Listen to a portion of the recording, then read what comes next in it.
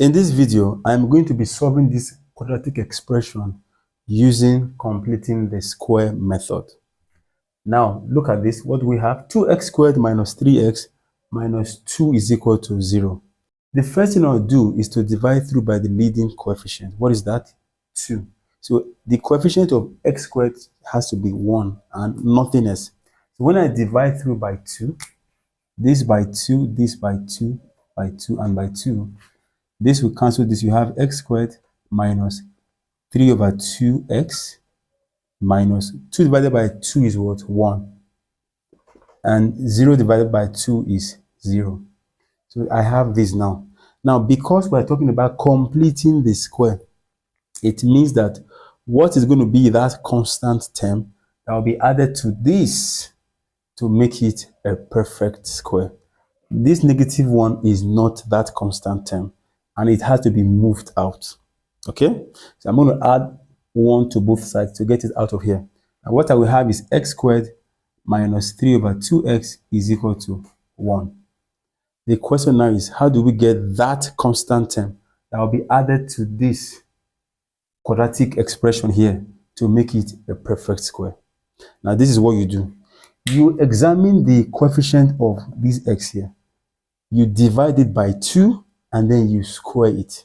If you do that, you would have gotten the constant term that will be added to this to make it a perfect square. Let me say it again. Take this negative 3 over 2, okay, and divide it by 2. Then you square it. So let's divide. If you change this division sign to multiplication, you have what? 1 over 2. From 2 over 1 to 1 over 2. And then what do you have? Negative 3 times 1 is negative 3.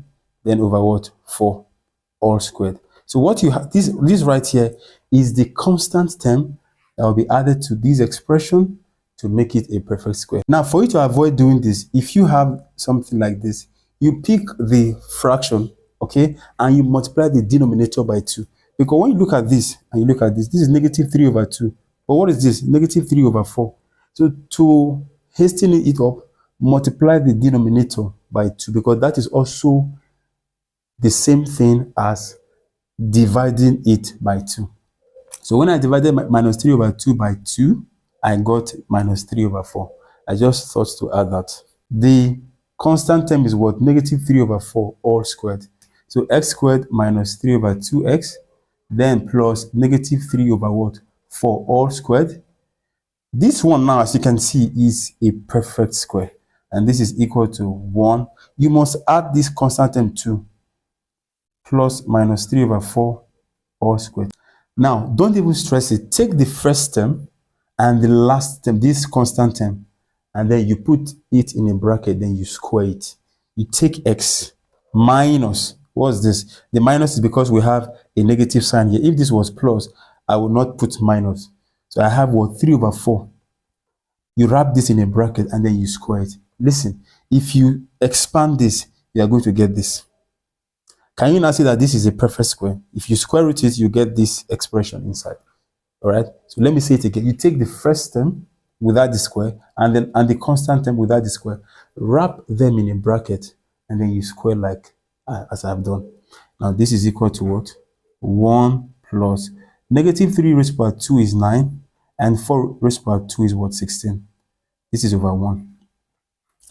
Okay, we're going to square both sides, but let's just simplify this real quick. So x minus 3 over 4 all squared is equal to, the LCM of 1 and 16 is 16.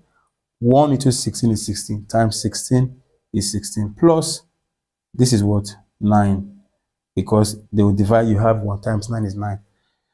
Okay, I'll square root both sides to get rid of the square here. If you do that here, you must do the same thing here as well, but put plus or minus here.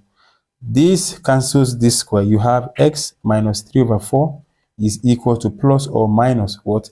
16 plus 9 is 25. And the square root of 25 is 5. Then over. The square root of 16 is 4. So see what you have. Now, this negative 3 over 4 has to be moved to the right-hand side. You have x is equal to what? 3 over 4 plus or minus 5 over 4. Now, they have the same denominator, so it will be easy to add or subtract.